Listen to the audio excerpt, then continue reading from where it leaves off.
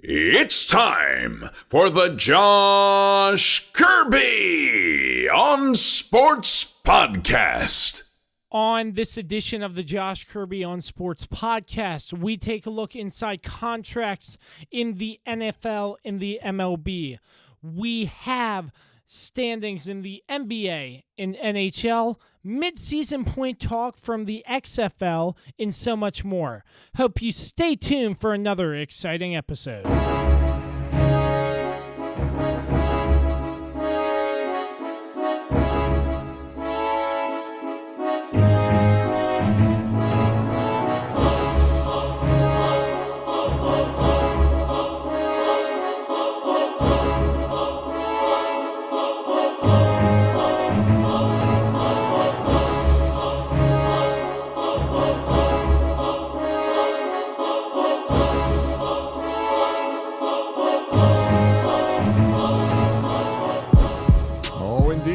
You connected. This is Dave Johnson, voice of the Washington Wizards. You have connected to the right place because you are listening to my man, Josh Kirby, on Sports Podcast.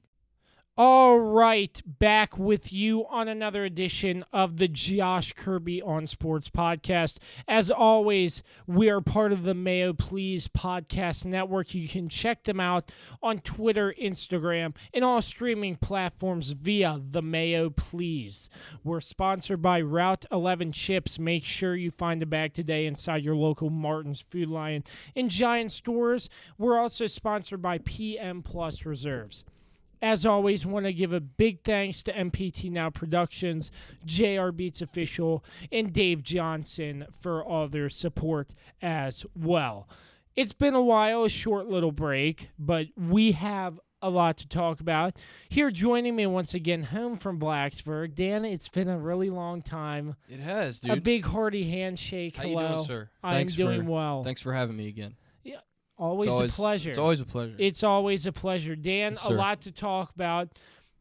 Let's just get the NFL right on the table. NFL, there hasn't really been a lot going on since this is prime NFL offseason. But there has been some stories that should and will be talked about on the podcast today. I want to start off, number one, with the Dak Prescott situation in Dallas.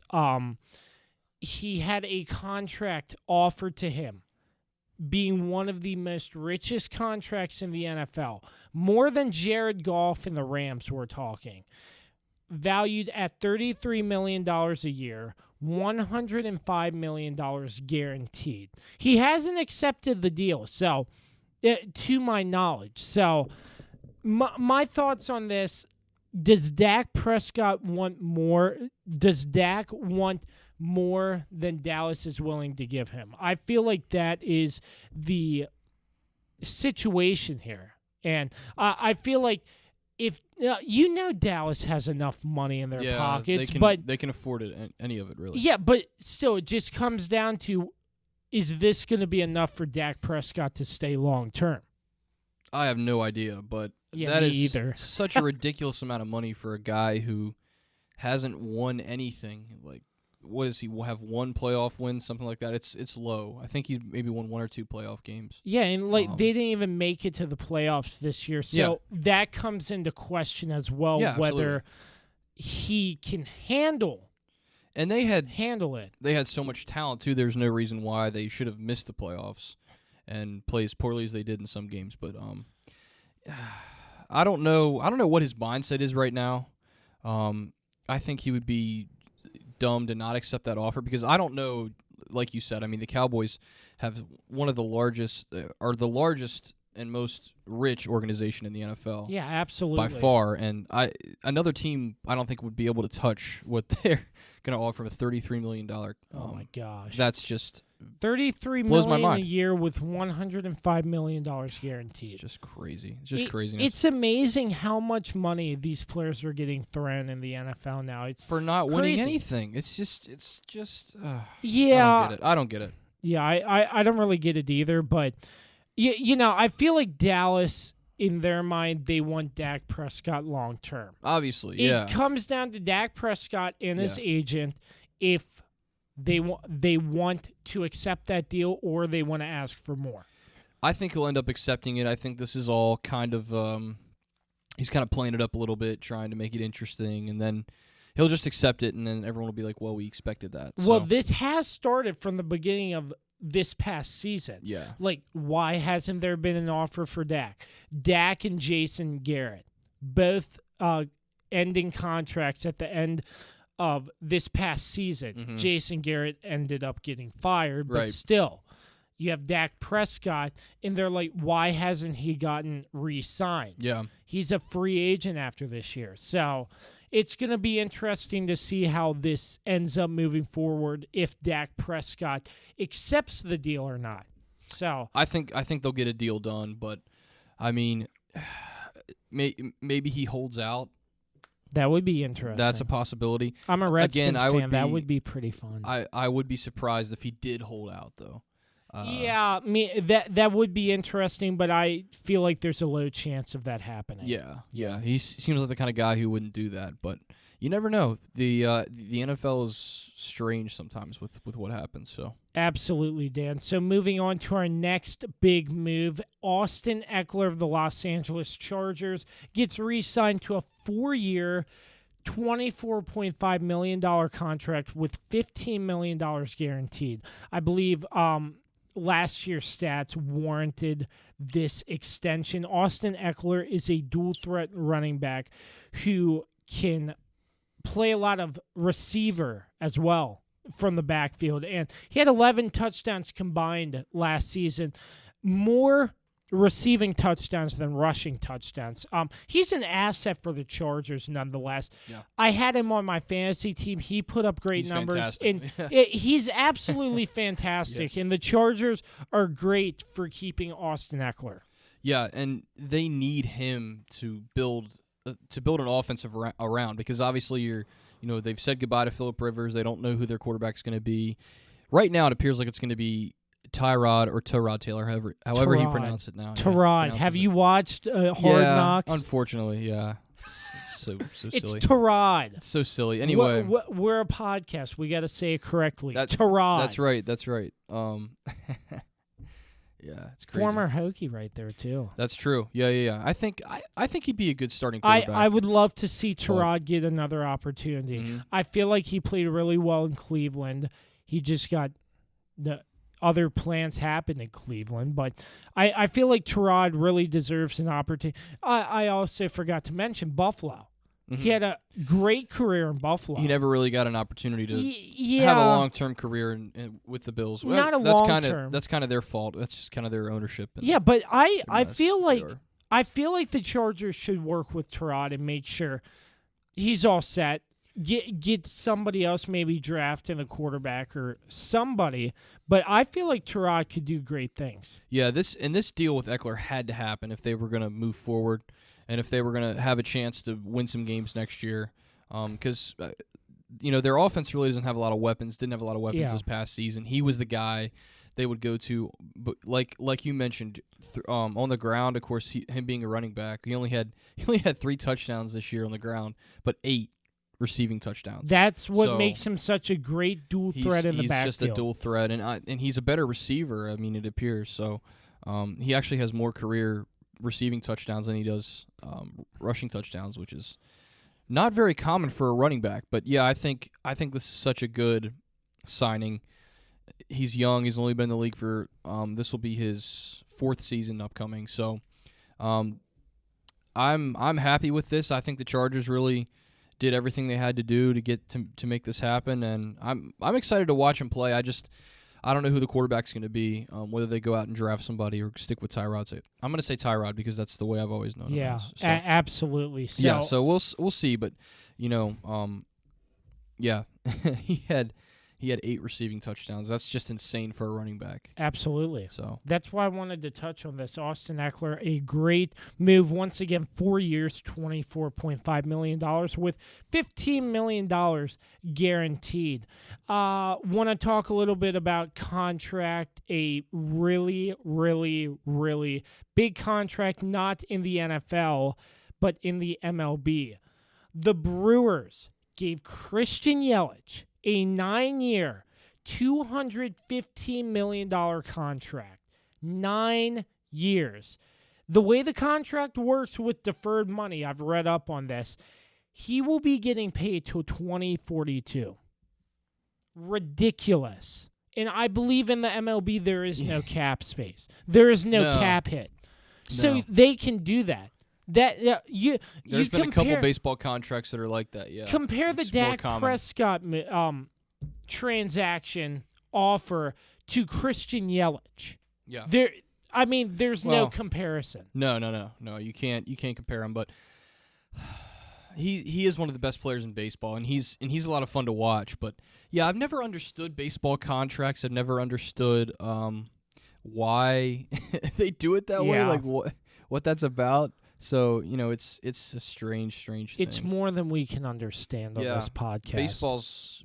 Baseball contracts are always outrageous, and that's just insane. He's going to get paid until he's 50 years old, I think is how old he'll be. He's a Brewer for life. Oh, yeah, no doubt. A Brewer for life. Unless he were to opt out, which is very possible in a long-term contract like that. I can't remember how many. Well, he's been in the league long enough to where he could really become a free agent anytime. So and sign with another team. Baseball's weird like that too. You as long as you have like 6 or 7 years of service, after that time you can sign with any team in the offseason really that you want to. So yeah, but if the Brewers are going to treat Christian Yelich well with that contract, I don't see him leaving. No, unless something drastic happens. They have a pretty good squad too. There's no doubt about it. So we'll see. We'll see what happens with that. But that is that's an insane contract. But I don't know. We'll see. It's crazy. It certainly is. Is he worth that money? I know Bryce Harper was offered that ridiculous contract. He hasn't lived up to it yet. No, well, he's only been there 1 year. I mean, you can't. He had, there could be some growing pains trying to transition from one team to another, and it didn't help about how bad he ran his mouth. And first of all, he said, "Let's bring a title back to DC." That happened. In his introduction press conference, and he was right. So he must be sitting at home on his couch, looking at that video, and be like, "Why did I say that?" That was weird. Oh, my goodness. Jinx. At the same time. Yeah. But he's kicking himself every day for saying that. Probably. And he's just getting roasted everything on Twitter, on every social media platform. And probably in the dugout too and in the clubhouse for his own team. Well, so. I mean Bryce is kicking himself, but I mean the Nats don't miss him. There are no hard feelings on my end. They won without him. So yeah, I mean, absolutely. It shows that it really doesn't matter. Absolutely. So that's about all we have contract-wise between the NFL and the MLB. Moving on, I want to talk about the mid-season point in the XFL. And boy, it's been interesting so far. Very interesting. But the main thing to take away from the XFL isn't anything to do with players, coaches, gameplay, anything like that. The ratings on national television have been stable. That means a lot because, Dan, I don't know if you remember the AAF. Unfortunately. That tanked.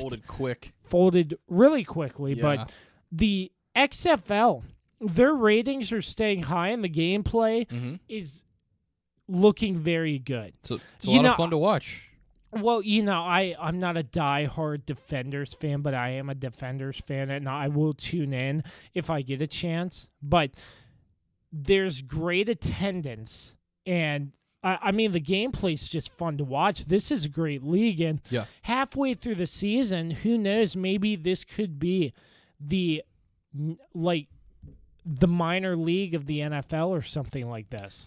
It's definitely an option. I mean, I don't know if they have the structure to handle the sort of minor league aspect of it, but certainly, it shows that this can work, at least right now. I think, it's going to be telling at the end of the season whether they have money left. I mean, I think they'll have money because they've done a good job promoting it. They've done a good job with, the television contracts. I mean, they've been on major networks every single week. Absolutely. The AAF started and it was on CBS.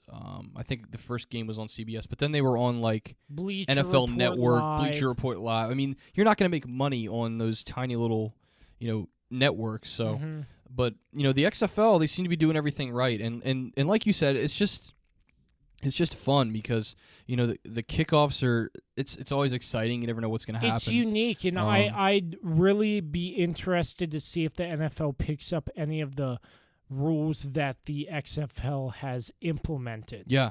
Yeah. It's really fun to watch. And also, I think another thing to talk about is whether, the access that the media has on the sidelines. Oh my gosh. They can just walk up and say, "Hey, coach, you just made a terrible play call. What do you think about that?" That's interesting to me. I hated it at first. I never liked that, but now it's kind of interesting because you get these little sound bites that are just a lot of fun to listen to, and I think it makes the game more exciting. I forget really which do. team this was, Dan, but did you see the player get ejected? Then somebody from the media interviews him while he's signing autographs What was before he that goes to about? the locker room. Yeah, it's An ejection in the NFL, you're getting escorted off. You're not signing autographs. yeah, it's a different league. It's very unique, and I think it's really fun to watch. It's just good football, Well, if you watch that XFL 30 for 30 or E60, I can't remember which one it was. That was completely different as far as it was basically wrestling on the football field, like with all the different backstage stuff that they have. Yeah. There's nothing like that now. Yeah, there's I think- nothing WWE about the XFL. Not at all. I think Vince McMahon has just done a great job. He knew what didn't work last time, and he really analyzed the market and found out how this could work. But like I said, I think the end of the season is telling, and we'll see. We'll see how it fares at the end of the season, whether they have money to keep it going. I really want to see it continue for years to come. I would like to see it But continue. A second season of the going well. XFL, it would be really, really interesting to Absolutely. see. No doubt. Absolutely. But since it is the halfway point of the season, let's just run down the standings really quick. Unfortunately, the DC Defenders have struggled recently. No, they have. And another point Sorry, I didn't mean forgot to mention here. I feel like the XFL is sort of fast-paced, though, Mm-hmm. Like, they're trading, signing, releasing people, like, the first or second week of the season. It's like, really? You don't see that in the NFL. Mm-mm. Yeah, but so let's talk standings here, Dan. Okay. The DC Defenders in the East Division are tied for first place with the St. Louis Battlehawks, but take first place because they just defeated St. Louis in that crazy game last week. DC, what an atmosphere that is compared to Redskins games. Like, I'm not sure if you watched it on TV, Dan, but it's very, very cool to see all the fans at the back end zone emptying their beer cans, cups, and making a huge snake up to the top. I feel like that was incredible. You would not see that in an NFL game. Yeah, you would not what? see that at a Redskins game. You might see it if you're not watching on TV, but like, how paranoid like CBS or Fox or NBC would be to show that on TV because it's the NFL. They have to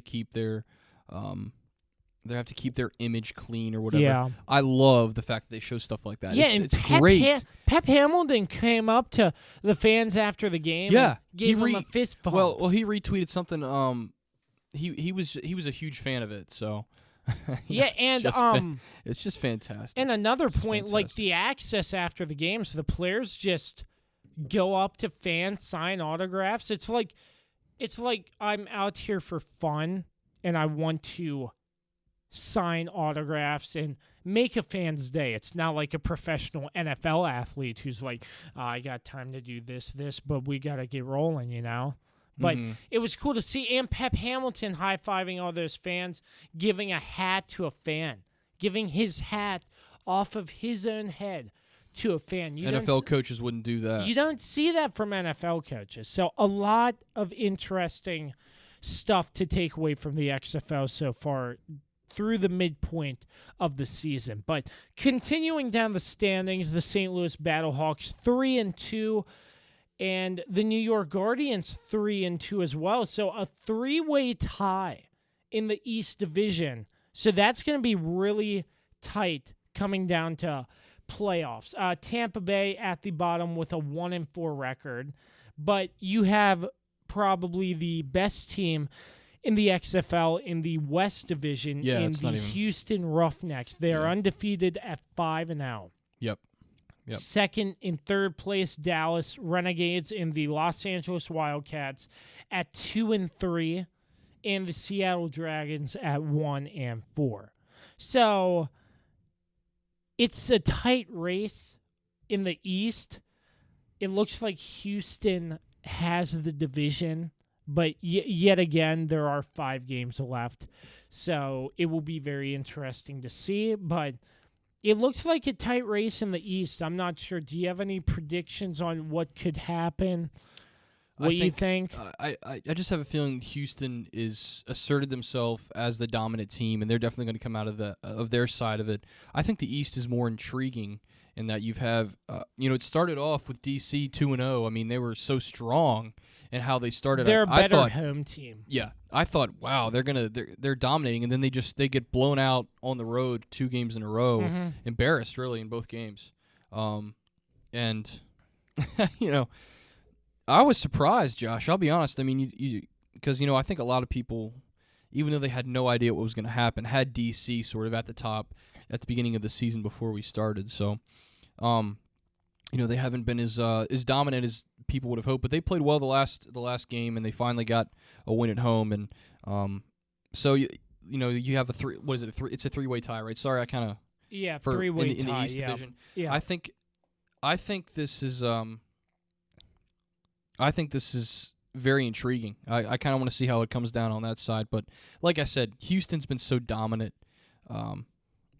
It's just unbelievable how well they played. Their offense is I hate to say this, but they could be able to beat like an NFL team with how good that offense is. Maybe not. Maybe not. But maybe they could beat like a team of backups, or third string players. Maybe like the Cleveland Browns or something. I don't know. Maybe, yeah. A low-grade NFL team. Who's worse than the Browns? The Cardinals. Sheesh, the Raiders. But the Cardinals got better though at the end of the season. My point is, I think that's a stretch though, Dan. Just saying, they could beat an NFL team. After a half a season of the XFL, I don't think we have enough of a sample size to say, it's too early. I mean, you still have half a season. We left. Can beat an NFL team, Yeah. But it's interesting to see, and we'll continue to watch. It's still fun football. Absolutely. Of how you put it. Absolutely, and I think this is what people have been waiting to see. As far as, in off-season football league, people thought the AAF was the answer, and it was in the right direction. They just did not have funding. It was just it was poor financial management from the beginning, and that doomed them from the start. So we'll see. Like I said, I think the XFL kind of has all their marbles in a row because they have the right people. I mean, you start with, Oliver Luck. He's a very smart guy, and he's done a great job running that league so far. So, I'm excited to see where it goes from here. So absolutely. So moving on now from the XFL, I want to give the fans a little action from the NHL and NBA standings-wise before the playoffs hit, because the playoffs are right around the corner. Starting off in the NBA, Dan, the Eastern Conference, Atlantic Division, with Toronto and Boston first and second place, have both made it into the playoffs. The 76ers in third, fourth, the Brooklyn Nets, and the fifth, the New York Knicks. So Toronto and Boston, two teams up top that have already clinched their playoff spots. Milwaukee, you saw this coming at a 53-12 record in the Central Division first place. They're in the playoffs. The Pacers 39-26 in second place. Rounding out the bottom three, the Bulls, Pistons, and Cavaliers, they have been struggling. The Southeast, no playoff picture has been determined there, but the Heat first place, the Magic second place, the Wizards in third place. Shocking. Very shocking. Yeah, because you see the Hornets and the Hawks are below the Wizards. And, I mean, the Wizards have been playing decent, but not the best. But managing to keep that third place in the Southeast, that's really good to see from the Wizards. Western Conference, Northwest Division, the Denver Nuggets. First place, Utah Jazz in second place with the Oklahoma City Thunder in third place. Bottom two, the Portland Trailblazers, fourth place in Minnesota in fifth place. Northwest, in my opinion, it's a toss-up division there. The Pacific, for the first time in who knows how long, the Los Angeles Lakers, a 49-14 record, have clinched their spot in the playoffs. Yeah. It's amazing. It's amazing. After all these years, the Lakers have finally put the pieces together. They have been a struggling team for so many years, and they're finally back in the playoffs and with LeBron James. So yeah, think of how much he was knocked on last year for, they talked such a big game before the season about how, they were a playoff team and they were a perennial championship contender, and then the Lakers don't even get close to the playoffs last year, and LeBron gets criticized. Now, bringing in Anthony Davis has really helped them out. But what impresses me watching Anthony Davis and LeBron play together is not just the chemistry, but how one player will get out of the way so the other guy can shine. Yeah, that's absolutely. so rare in the NBA to see like one star say, "Okay, man, you got the floor. Go ahead and go for it." It's just really impressive. So. I mean, the Lakers are such a good team. I really want to see what happens with them in the playoffs. It's just insane because I think it's the first time in like 7 years, which I didn't realize it had been that long since they've made the playoffs because they struggled for a long time. I really don't want to jinx anything, but I'm gonna say it. If the Lakers make it to the NBA Finals and win, I think it's because of a certain somebody. If you know what I mean. Because of a certain somebody, number 24, Kobe Bryant, rest in peace. Absolutely. But I feel like if the Lakers pull this off, it's for Kobe Bryant. After all the struggles and that postponing would be such that a game. story. Oh, It would a storybook ending. Oh, my gosh. Storybook. You couldn't put something better in a movie, dude. That'd be insane. Dude, absolutely. Insane. In the Pacific, you have the Clippers in second place, 44-20. The Sacramento Kings, 28-36. The Phoenix Suns in fourth place, 26-39. And get this, the Golden State Warriors have been eliminated with a record of 15-50. What a turn of events. Golden State has been a dominant force in the NBA in the Western Conference for so many years, and they're in last place, and they're not going to the playoffs this year. Yeah, it goes to show you really what injuries can do. Just, Klay Thompson's missed time, Steph Curry's missed time, just those two guys alone. It's insane how big of an impact they had on that team, and that just goes to show how, the NBA really can be. If you're missing one or two players, man, you're dead in the water. And I think, Golden State, they're way below the water. They're at the bottom of the sea right now as far as their standing is, but it's just baffling to see. Like I don't think anyone expected that. I did not expect that. Even if you said at the beginning of the season, look, Klay and Steph are going to miss some time. I mean, they have the kind of talent where they should be able to play better than this. I really don't think there's an excuse for them to be this bad. But it's just unbelievable. Crazy. Unbelievable. It's crazy. It's kind of sad. I mean, it's as annoying as it got to see them in the finals year after year after year. It's kind of sad just how bad they are this year. Yeah, like they were in the finals last year. Yeah. Yeah, and they just I think they were in off. like 4 straight years they were in the finals.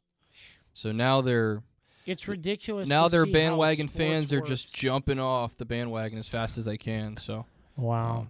it's just strange. It really is strange. So moving on to the Southwest, still not a decision on who has made it to the playoffs yet. You have Houston number 1, Dallas number 2, Memphis number 3, New Orleans number 4, and San Antonio in last place. Yeah. About 25 to 40 wins through that conference. So pretty big conference. Pretty decent conference in terms of wins. Like, you don't have any teams under 15 like Golden State, but playoffs should be coming soon. I'm excited to see what happens in the NBA playoffs. I think it's going to be unique, interesting. I think we have A different weeks, field. 3 weeks until the playoffs 3, begin. 4 weeks. Something like that. I think it's the beginning of April typically when the first round of the playoffs kicks off, and then the finals don't end until like the first week, almost the second week in June, I believe, if my math is correct. So Yeah. that is a long playoffs. So Yeah, absolutely. So that is the NBA standings. Right before the playoffs, we want to do the exact same thing for the NHL before we go to a quick break. Eastern Conference, probably one of the more dominant conferences.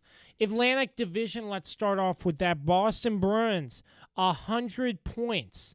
The only team in the Eastern Conference with triple-digit points on the season. They've been playing pretty well. 44, 14, and 12. 12 being the overtime losses, if you did not know that. crazy. Tampa Bay in second place. Toronto in third place. Florida in fourth place. Montreal in fifth place. Buffalo in sixth. Ottawa in seventh. In the Detroit Red Wings, the first team eliminated from playoff contention with a 17-49-5 record, 39 points. The Metropolitan Division, once again, the most interesting division in all of NHL. Going into the playoffs, it's going to be a stretch. The Capitals have been on a slump. They just lost in the shootout to the Buffalo Sabres. They are still hanging on to that first place in the Metropolitan Division with a 41-20-8 record with 90 points. But a team I want to talk about, Dan, is the Philadelphia Flyers and how they have came from behind. Unbelievable. Like, who would have expected the Philadelphia Flyers 41-21-7 record, 89 points, second place behind the Washington Capitals? Like, And before that last loss, they were undefeated, 9-0 going into that game. So who would have Insane. seen that? it's insane. Who would have seen that? Like, Philadelphia, like, you would not expect them to be a great team. Like, the last couple of seasons, they have not played that well. But this year, they have a chance of making it to the playoffs, and I think this could be their year. They make it pretty deep. Yeah, I agree. And hockey seems to be one of those sports where, the season is never over until it's over. Yeah. Every year you seem to have a team like the Flyers this year that just surges towards the end and, and usually makes it pretty deep in the postseason. So, yeah, watch out for them. They're going to be dangerous, no doubt. So, An be amazing interesting to see what they do. and an amazing story. The Pittsburgh Penguins slumped hard. Mm-hmm. Unfortunately, they're in third place, but still 40, They're still there. Yeah. 40, 23, and 6 with 86 points. You love to see Pittsburgh Down fail. there. Absolutely. Yeah. Absolutely. I mean, we're DC guys. We both like the Caps, so sorry, Pittsburgh fans, but Please don't hate us. but, Listen to the podcast anyway. but first, second, and third, that it's going to be tight. The Capitals just have to get out of their slump. Yeah, they have to get out of their slump before this playoffs starts. They got to go on like a 5 or 6 game winning streak, put it all together, and They and have figure to it make out. it happen. Because this up and down, this roller coaster stuff they've been doing, it's not gonna cut it. So they have to continue to play better. Fourth place, Carolina. Fifth place, My friend's Columbus. team. Oh, Yeah, he's a big Carolina fan. He's from there, so. Well, that's good to hear. And New York in 6th, 7th, with the Islanders 6th, the Rangers 7th. The New Jersey Devils rounded off with 8th place. Excuse me. 1, 2, 3, 4, 5, 6, 7. No, 7th place. Excuse me. I miscounted there. But that rounds out the Eastern Conference. Moving on to the Western Conference, we have the St. Louis Blues, defending Stanley Cup champions, atop the Central Division with 92 points. Colorado in 2nd place, Dallas in 3rd place, the Nashville Predators in 4th, Winnipeg in 5th, Minnesota in 6th, and Chicago last with 31-38 record, 70 points. Vegas Golden Knights played the Stanley Cup champion Washington Capitals in 2018.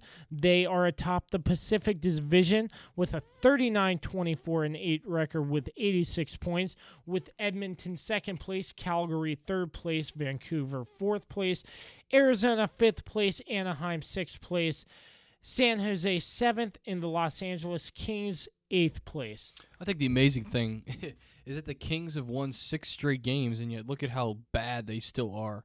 And they're still dead last, and they only have 62 points. So yeah, it's very interesting to see. But St. Louis and Vegas could make it back, and St. Louis repeating, that's hard. St. Louis is tough, though. I mean, I think they're a better team this year, definitely more dangerous. So if they have more notoriety. There's no doubt about that. Absolutely, there could be a chance. I mean, repeating for a Stanley Cup is very hard, but it's been done. It's a grind. You got a long playoff series, very similar to the NBA, but obviously with the NHL, there's hitting involved and a lot more aggression. So it definitely takes a toll on you. It's got to take a toll on you throughout the postseason. So yeah, absolutely. Yeah. So that wraps up the NBA and NHL standings right before the playoffs. We're going to take a quick break. I have an interview with a good friend of mine, a former college player, played at Clark University in Iowa. He was a kicker, so I brought him on to talk about his time as a college athlete. When we return, our final thoughts from this past week and beyond in the world of sports. You're listening to the Josh Kirby on Sports podcast. Alrighty, back with you. Another segment on the Josh Kirby on Sports podcast, part of the Mayo Please podcast network. I have in studio with me now. First off, thank you for being on. No, thank you for having me. Yes, Jacob Sortino. A little bit of background.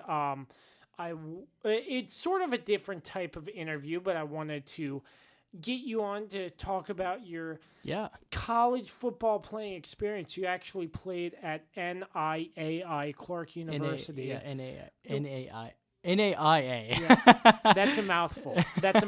But first off, what is NAIA and how is that different from the NCAA? Yeah, it's a good question. So NAIA is actually and there's NCAA and there's NAIA. A lot of people actually don't know much about NAIA. NAIA is a great I want to call it a bracket. I don't know if that's the right word. A bracket? Is NCAA considered a bracket? Something like when it comes to like tournament play, yes. Yeah, so NAIA it's just complete. It doesn't have the same exact rules as NCAA. So there's different rules when it comes to recruiting, and there's different rules when it comes to scholarships, and different rules when it comes to transferring schools, etc. But when it comes down to it, NAIA is still a level of football that you see. NAIA it depends on what school you go to. A lot of the times it's compared to D2 football of NCAA. I see. In short, yeah. Yeah, so you kicked in high school. Kicked and punted, and they recruited you from high school. Exciting. So let's start from there. Okay. I know you didn't play a full season or anything like that. Career path Yeah. taken you in a completely different path. Yeah, but I definitely had the experience. Yeah, but tell us what was it like, that moment getting recruited, somebody wanting you to play college football for their college? It's honestly an experience that I am super glad that I experienced, because not many people say that they got recruited to play college football. So that was definitely super awesome. It was a great feeling having somebody reach out to and be like, "Hey, I want you to play football at my school." And as a kicker, you don't always expect that, because you're a kicker punter, right? They don't Yeah. ever get enough attention. Absolutely. It was a very surreal experience. As I've gotten older, I came to the realization that football just wasn't the path for me, and that's okay. But the experience that I had there, I wouldn't trade for the world. But just having a coach reach out and be like, "Hey, I want you to come play with us," like it was insane. Definitely, Coach Regalado was he is the head coach. Also, he was the head of recruiting for the school, Clark University. And he was one of the first coaches to reach out to me for recruiting in the first place. So will always have a special place in my heart. Yeah, absolutely. So, what was it like? Take us through like the college experience. Like, I know it's a small school, so it won't really relate to like a big D1 school, but not at all. What was the experience being a student athlete, and what was your schedule like on a day-to-day basis? Yeah, so being I'm obviously, like you said, like it's not D1 by any stretch of the imagination. When I go to a D1 school, like just to visit, their level of football, like like you said, it's a small school, but their level of support for the team itself is a lot different. Very small school. However, this Clark University, the year I was recruited, it was a first-year program. So I was a part of making history, and I think that's phenomenal. I'm so beyond blessed to have had that opportunity. So I got recruited, and I went to school. I'd never visited the school before. Small school. So many great people, so many great teachers, I made so many great friends. So my day-to-day life, when I first got there, we didn't do a whole lot because it was a first-year program. So it was just kind of getting used to the football routine and being in college. But like second weekend or something, it was like right in the weight room, dude. Like constant lifting. I probably gained like 30 pounds. Because they'd be like, just eat and work out, eat and work out, eat and work out. Man. So there's a lot of working out, a whole lot of working out. A lot of conditioning, too. So much conditioning, yeah. And it was great. Like, it kept me in shape. But as soon as I left college, not like I lost 30 pounds as soon as I left. Like, as soon as I left, because I got sick. But also, I gained so much muscle mass at school just because they made us work so hard. And I think, like Coach Regalado, I had mentioned him previously, he's a great, absolutely phenomenal strength coach. So all the boys now, all my friends, they're huge, dude. They're gigantic because they're always in the weight room just doing great things. It's great. So first-year program, Yeah. now it must be really like a learning experience for everybody. As a whole, yeah. Yeah, like, first year playing football, there has to be some sort of identity that has to be built around the team. Exactly, and that was the biggest thing that they would preach is like the identity and the reputation we carry. So obviously, like no football team can really, if a football team slips up, or if players on the team slip up, that gets reflected onto the school itself. So as football players, just like in high school, you carry a reputation because you are the football players at the school, you know? Absolutely. And gameplay. Did you get any time playing? What was that like? So we had scrimmages our first year. I myself didn't get to play in a few of them just because I'm a kicker and they wouldn't do special teams. However, before our breaks, we would do like big spring game matches, and those are really fun. Ooh. And we'd have our own special team units go out for like 30 minutes at a time, kick field goals, punt. I was a punter and kicker, so it was. I honestly, like, I look back on it. It was such a good experience, even though I didn't get to play any conference or like official games. It was a great experience. That's interesting too. A first year school and they're Right. just scrimmaging, Yeah, so I guess I'm not entirely sure why they did dipping that. their I think it's toe just in the water. What? Dipping their toe. In the yeah, water. dipping the toes in the water. I guess. I guess they were just trying to get us used to playing. I suppose. I'm not entirely sure. And just instead of having a bunch of freshmen come in and not know what they're doing. Yeah, I college-wise. understand that.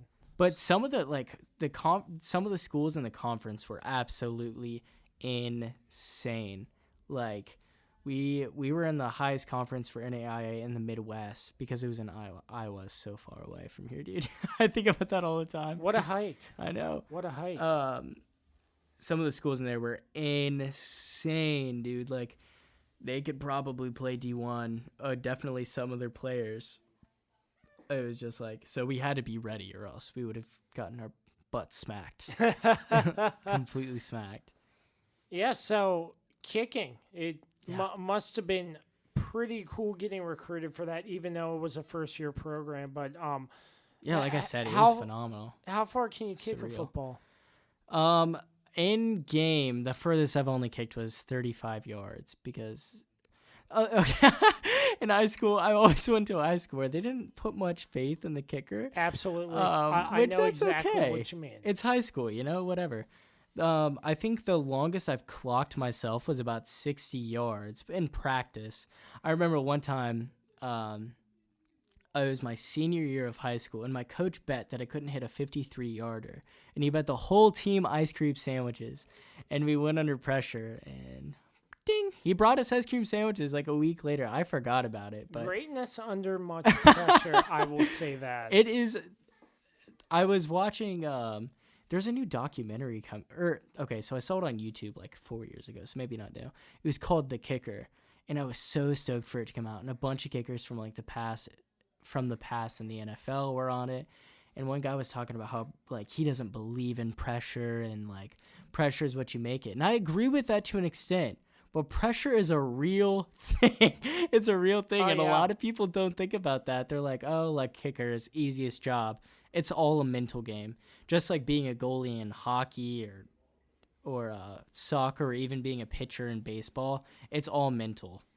Yeah, so you're lining up for a field goal. Yes. About 40 yards with 1 second on the clock. With 1 second. You make it and you win the game. You don't make it, you lose the game. Yeah, can you imagine? What's your thought process? My thought process? Yes. No thought process. You just do it. You just do it. You just do it.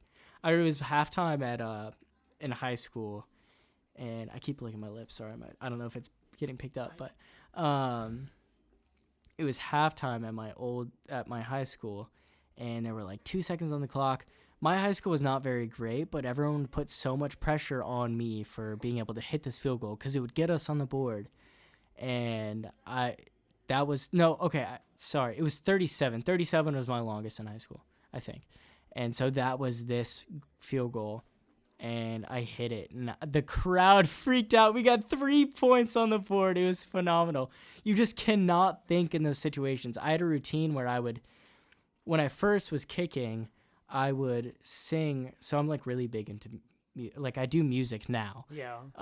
As Don't my worry, career. I'm not gonna cut you No, off. I know. I'm just saying I do music now as a career. You were hesitant saying that. And my passion has always been music. So every time I would go up, I would just recite one line of a song, and it would just zone me out of the world, really. So I never thought. I just did. It's all muscle memory. So it's not like you had a thought process. You just went up and nothing fazed you during the moment. It absolutely screws you up if you think. If you're sitting there and you're like, okay, like I gotta hit this. I'm sure it works for some people, but most of the kickers that I've talked to and I know personally, you cannot think when you're about to go up and kick. Especially punting, literally everything is muscle memory. You have to practice. And I just had a raw talent in doing so, and I made the mistake of not practicing as much as I should have throughout high school. Like just being young and having other things to do. I didn't take it super seriously, but you have to develop a muscle memory to be consistent in what you do. And a lot of people take that for granted, like myself. Absolutely. Any particular kicker you looked up to? Oh, dude. NFL, college. Gostowski. Abs- Gostowski. Oh, yeah. Patriots, Oh, baby. yeah, 'cause you're a I'm a Patriots Patriots fan. fan. But Gostowski is what? Okay. He hasn't been so hot. He got injured this season. He got injured. The Patriots put in a lot of, worked at a lot of different kickers. Yeah. But he They all has did been- fairly decent, right? From what I remember. The Patriots went through 3 or 4 kickers Yeah. last season, if I remember correctly. Yeah, they were just cycling, like Yeah, just because going crazy. The Patriots, they have a standard of excellence that if you're not perfect, Yep. we're not going to take you. It's a business. Yeah. And some of the kickers I saw, I can't remember the name I'm a off the top Patriots of the fan, head. and I can't even remember. Off the top of my head, excuse me, but I knew it was a kicker who was a veteran in the league, just hopping from team to team. Mm-hmm. Yeah, there are a few of those in the NFL, but I saw that, and I was like, he missed a kick. And the next day, the Patriots released him. Booted.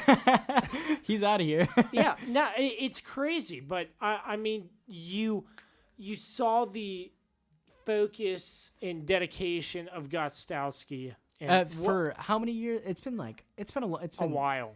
It was Vinatieri, Yeah, then Steven Vinatieri. Gostkowski. Exactly. I was gonna say the second kick. Okay, so I look up the 3. It's Gostowski, Janikowski. He plays for He's retired. Yeah, but he played for The Raiders. The Raiders, yeah. And he's just this big dude, and he's like, I don't know. Every time he would go up to kick, I would just imagine he was just like drinking a beer on the sideline, going up and just doing his job, smoking a cigarette, drinking a beer, just doing his job, because he was just like, I'm good at what I do. It doesn't matter. So I always looked at him as an inspiration. He had a boot. Didn't he hit a 63-yarder? Yeah, he drove it A 63-yarder, yeah. And Vinatieri. Also, he played for the Patriots. I had a Vinatieri jersey from when I was like 4 years old, I think. And so when I started getting recruited for football, I was like, oh man, I guess this is just what I was meant to be doing, is play football, because I was gifted a kicker's jersey when I was 4 years old. It was my destiny. So do you still kick on the side even though you're not playing at all? I actually no, so I haven't kicked in a while. I always wish I could. It's just life is so busy. Absolutely. I found, I feel you, brother. Yeah, it's insane. Like, life goes on with or without you. But I find that like kicking comes down, I know this, I don't find it. Like, it comes down to flexibility, a lot of it. And like, your goal is to just be as flexible as you can. And I can barely touch my toes now. So if I go out there, I'm pulling something. I'm calling it. Well, that was really cool getting an experience from you as a college football player, getting recruited as a kicker. Yeah, thanks for having me on, dude. Very interesting story. I hope I gave some information. I feel like I babbled a lot, but I hope that some of it was good. Well, I mean, it's a very interesting take I wanted to have on my podcast. So once again, Jacob, thank you for coming on. Yeah, of course. Thank you. I appreciate it. And that's all for this segment. Once again, Jacob Sortino played at Clark University in Iowa. How far was that? I was about 14 and a half hours from You here. had to fly to school. Every break, I'd fly there, fly back. However, recently, I actually drove there because I left all my stuff there. When I left home for the summer after my first year of college, I had no idea that I was going to be staying back and making music. So I left all of my stuff there for my dorm room. So I had to drive there by myself recently, a whole 14 and a half hours to go pick it up. And within 72 hours, I drove 28 hours. So it was something else. Man, that's crazy. Yeah. But Jacob, thanks for coming on thank you again, podcast. Man. I really appreciate it. Of course. The Josh Kirby on Sports podcast will continue. Check it out. Right after we will continue right after this. The Josh Kirby on Sports podcast, part of the Mayo Please podcast network, is sponsored by Route 11 Chips. Make sure you grab a bag today inside your local Martin's, Food Lion, and Giant stores. and our new sponsor and fellow sports fans at PM Plus Reserves, providing reserve studies for homeowner and condominium associations in the Washington metropolitan area for the past 30 years. Make sure you check us out on all streaming platforms via the Mayo Please and the Josh Kirby on Sports podcast. You can also find the Josh Kirby on Sports podcast on Facebook, Twitter, and Instagram, along with the Mayo Please on Twitter. Have any questions for the show? Feel free to shoot us an email at kirbyonsports@gmail.com. All right, we are back once again. Thanks to Jacob Sortino for coming on the podcast. Once again, I'm back with Dan Dembski giving our final thoughts on this past week and beyond in the world of sports. And we're saving the best for last, and not the best, but the best topic for last, the most knowledge we have. But the COVID-19, also called the coronavirus, has been talked about at least every day on national news, if not more. Oh, every day, and It's probably been a segment every hour. Like, I'd it's crazy to see what has happened, not only in our world politics side, but sports. There has been so much everything. happening. Mm-hmm. In breaking news, I want to say this before we recorded this, before we got on to record this podcast, the NCAA announced that March Madness will be played with no fans. It's insane. It's crazy. Just crazy. Yeah. How a virus, scary stuff. How a virus can just make people just say like, oh man, like, we're not having any fans. This hurts revenue. This, like, no fans at an arena, that's going to hurt really bad. Like, you know, how many fans come to games like that and spend a lot of money? You know how much tickets go for March Madness. So I'm sure you can attest to that, Dan. Like, I'm sure you have done some marketing stuff as well with sports, but it's crazy to see. In Italy, they halted all soccer play, all athletic events, due to the coronavirus. Los Angeles, Golden State Warriors, for the foreseeable future, they will be playing all home games without fans. So the coronavirus is making an impact everywhere around the United States. Washington, D.C. under a state of emergency, but still no change with Capital One Arena in Monumental Sports and Entertainment. They are keeping things the way it is, but media guidelines have changed. A press conference setting, and you can't really get close to the players. You have to maintain a 6 to 8 foot radius while interviewing the players. So I wasn't aware of that. A lot of stuff coming out from this coronavirus. What are your thoughts on this, Dan? I don't know what to think of it. I've heard both people on both sides of it. You have people say, well, you know, this stuff is necessary, and you know, this is all important stuff. I meant not. And then, I mean, yeah. Sorry, I meant not take a side. I was like, what are your thoughts about all this happening due to the coronavirus? I think it's probably a good thing. You know, it's going to be weird watching the tournament without any fans. Like, you know, so that's going to take some adjusting, I think, at first. But the only way that really we're going to be able to combat this and end this is for people who are sick to stay away from everybody else. You know, to sort of self-quarantine themselves. So I think that's important. There's just not people just don't know much about this right now, even though it's been going on for, gosh, I don't know, a month plus maybe. There's still just so much that's unknown, and I think the best way to handle it is the way that it's being handled right now across all entities. You got to keep people away from each other, large groups of people. So, I think for right now it's probably a good decision just until they can figure out, you know, how they're going to stop this thing, or you know how hopefully it comes to an end. So. Soon. I hope it comes to an end because it's epidemic. Yeah, but it's affecting everything. Like you said, it's not just politics. It's not just obviously sports. Hand events. sanitizers flying off the shelf. Masks are flying off the shelves, which people don't understand. Those masks, they're Don't not, do a thing. they're- Save them for the medical people. You have to have a more efficient mask anyway. Yeah, but It's I'm just telling crazy. You what, It's crazy. I was working in Northern Virginia the other day, and we were at a grocery store trying to find hand sanitizer. Probably Cleared couldn't off find the any. shelf. Yep.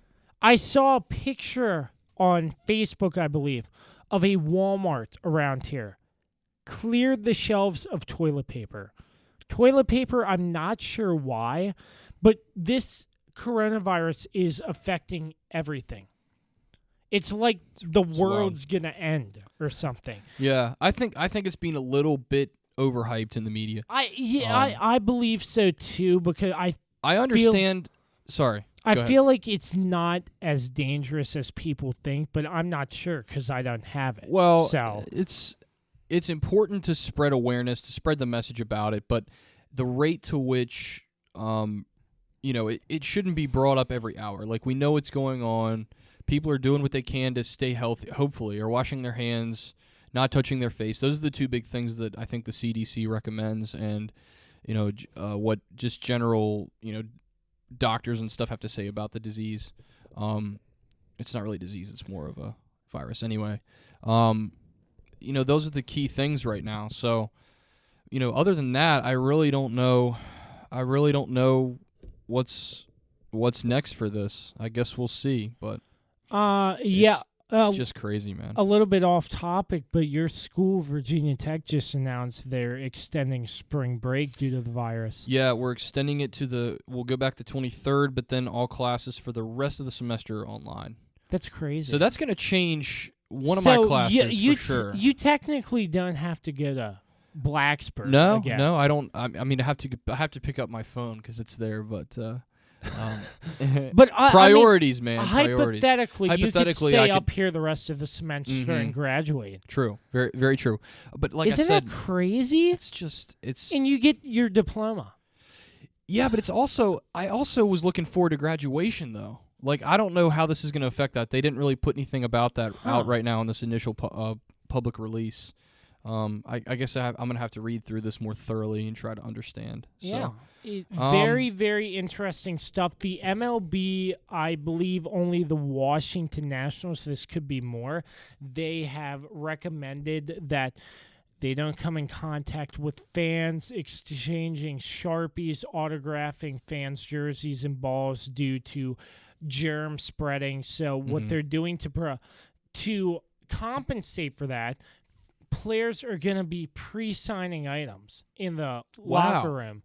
And I didn't know if you heard this, but they're going to be tossing them out to fans before and during games. You know, because the fans' experience, they want to try to get an autograph. And if the MLB or the teams in charge say, no, we don't want any fans signing we don't want any players signing autographs or anything like that, like the fan experience would go down like that, downhill quick. But the Nationals really understood a fans want to have an autograph, if you're following what I'm getting, but making it so players pre-sign items and just toss them out to fans, I think that's a great way to benefit fans and the fan experience. Yeah, absolutely. Wow, I did not know that. That's good information. I am not sure if this has happened with any other team, but that's what I've heard so far. We could see similar things, but that is definitely a creative solution.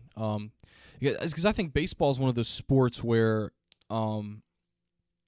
players are more willing to sign stuff for fans, to talk to fans. You don't see it as much with obviously with football because there's limited time. They have their equipment on and all that stuff, and then with basketball, there seems to be with a lot of players some sort of arrogance or something about that. But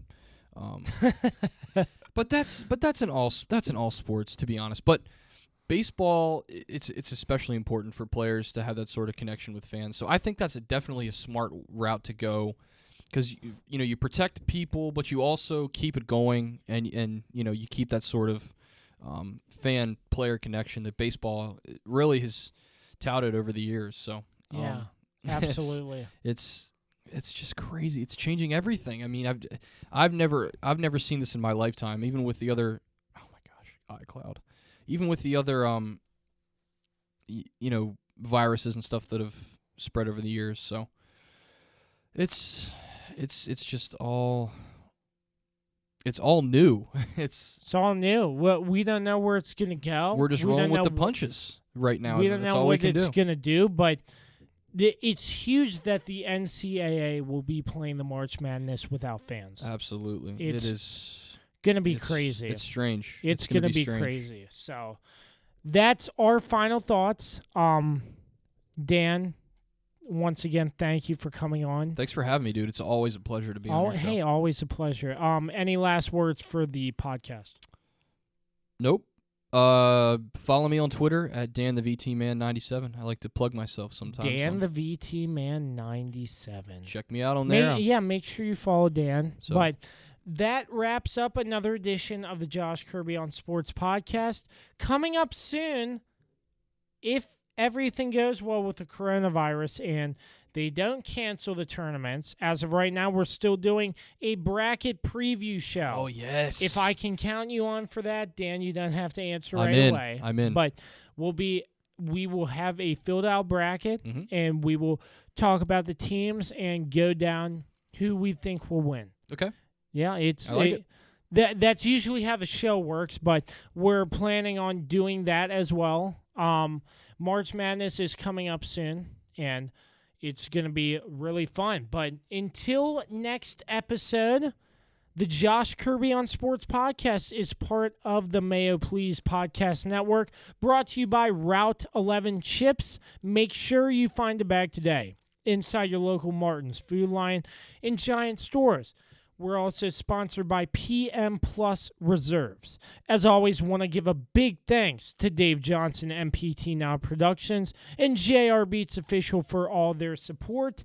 You can catch the Josh Kirby on Sports podcast on all streaming platforms via the Josh Kirby on Sports podcast and the Mayo Please Podcast Network. If you want some swag from the Josh Kirby on Sports podcast, you can check us out via teespring.com/stores/JK Sports Pod. That's teespring.com/stores/JK Sports Pod. You can check out all Josh Kirby on Sports merchandise there.